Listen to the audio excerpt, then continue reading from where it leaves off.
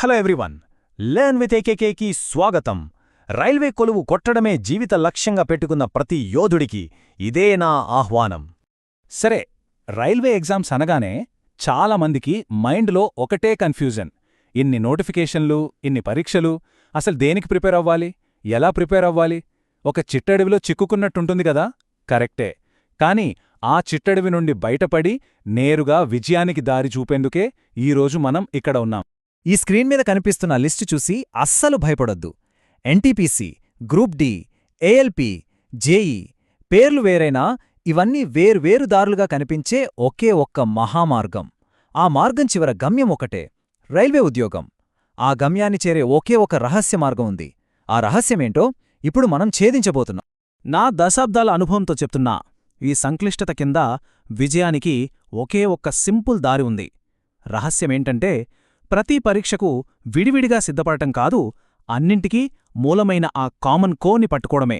యుద్ధంలో 100 ఆయుధాలు వాడకర్లేదు, ఒక్క బ్రహ్మాస్త్రాన్ని పట్టుకుంటే చాలు.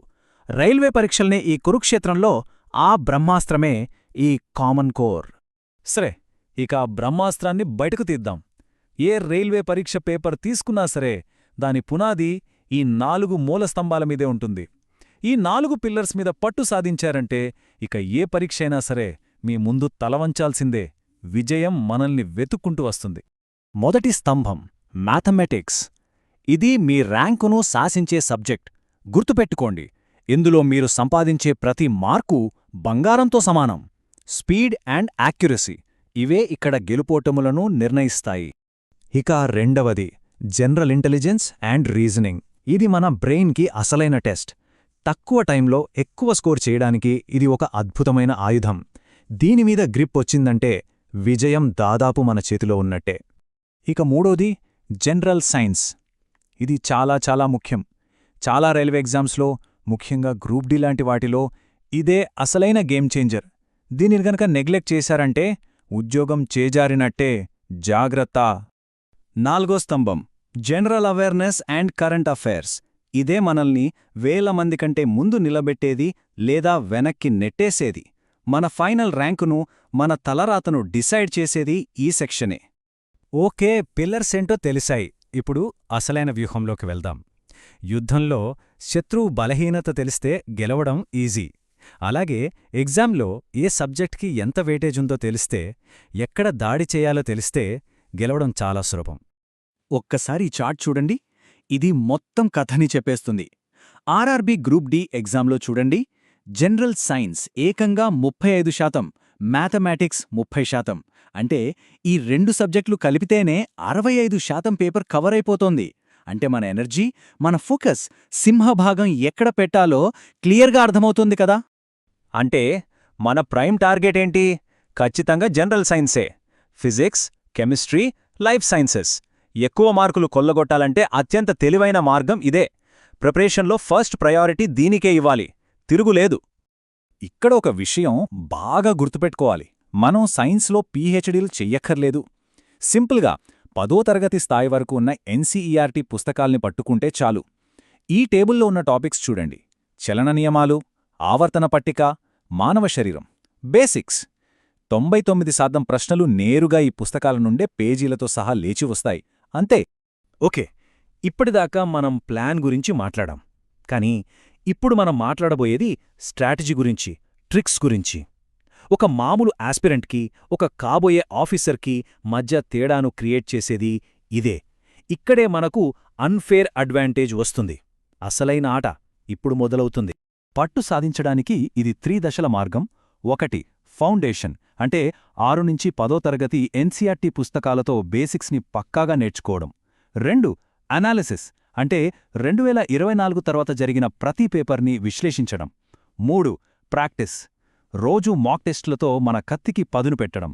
అయితే అసలు ట్రిక్ ఏంటంటే, ఇది 3 వేర్వేరు స్టెప్స్ కాదు, ఇదొక చక్రం. పీవైక్యూలు సాల్వ్ చేస్తున్నప్పుడు ఒక వీక్నెస్ తెలిస్తే వెంటనే ఫౌండేషన్కి వెళ్ళి సరిచేసుకోవాలి.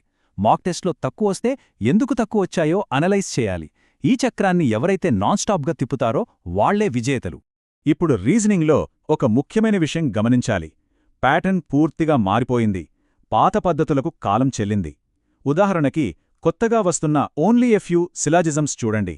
దీనికి సింపుల్ ట్రిక్ ఏంటంటే only a few A are B అనిస్తే దాని వెంటనే సమ్ ఏ ఆర్ బి మరియు some A are not B అని 2 స్టేట్మెంట్లుగా విడగొట్టుకోవాలి. అప్పుడు కన్ఫ్యూజన్ ఉండదు. అలాగే కోడెడ్ బ్లడ్ రిలేషన్స్. క్వశ్చన్ ఎంత ఈజీగా అనిపించినా సరే ఒక్క సెకండ్ కూడా ఆలోచించకుండా ఫ్యామిలీ ట్రీ గీసేయాలి. ఈ కొత్త రకం ప్రశ్నల మీద గ్రిప్ తెచ్చుకోవడం తప్పనిసరి. ఇక కరెంట్ అఫైర్స్ ఇదో మహాసముద్రం. కాని మనం అందులో ముత్యాలు మాత్రమే ఏరుకోవాలి. గత 10-12 నెలలువి చదివితే చాలు. ఇక్కడ అసలైన ట్రిక్ బట్టీ పట్టడం కాదు, కథలల్లడం. ఉదాహరణకి అవార్డుల గురించి చదువుతున్నప్పుడు విన్నర్ పేరు, అవార్డు పేరు, ఫీల్డ్ మూడింటినీ కలిపి ఒక కథలా గుర్తుపెట్టుకోవాలి. నీరజ్ చోప్రా తన జావెలిన్తో ఖేల్రత్న లక్ష్యాన్ని ఛేదించాడు. ఇలా ఒక వాక్యం క్రియేట్ చేసుకుంటే ఎప్పటికీ మర్చిపోలేం. గవర్నమెంట్ స్కీమ్స్, స్పోర్ట్స్, బుక్స్ అన్నింటికీ ఇదే టెక్నిక్. సరే, ఇప్పుడు మనం చివరి అంకానికి వచ్చేశాం. ప్రణాళిక సిద్ధం, వ్యూహం సిద్ధం. ఇప్పుడు కావాల్సింది అమలు చేయడం. ఈ ఫైనల్ ప్లాన్ను అమలు చేయడమే మనల్ని ఆఫీసర్ కుర్చీలో కూర్చోబెట్టేది. ప్రతి మాట ఏకాగ్రతతో వినండి. మన టార్గెట్ స్కోరు 70%.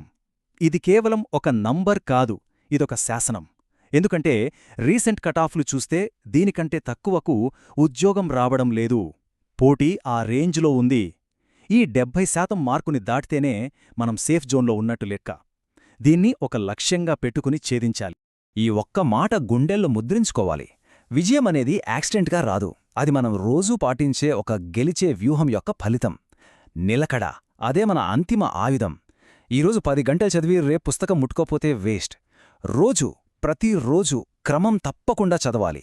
కన్సిస్టెన్సీ, అదే గెలుపుకి ఇదిగో మీ విజయానికి ఫైనల్ బ్లూ ప్రింట్. ఈ చెక్లిస్ట్ని ప్రింట్ తీసుకుని మీ స్టడీ టేబుల్ మీద అతికించుకోండి. 1.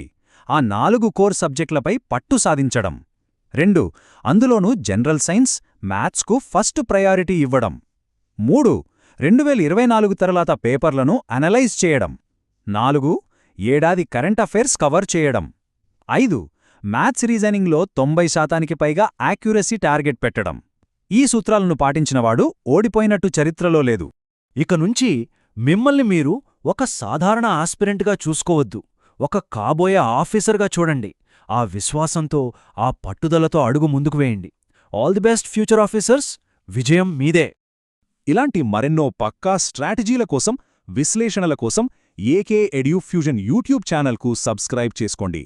మీ విజయ ప్రయాణంలో మేము మీకు తోడుగా ఉంటాం.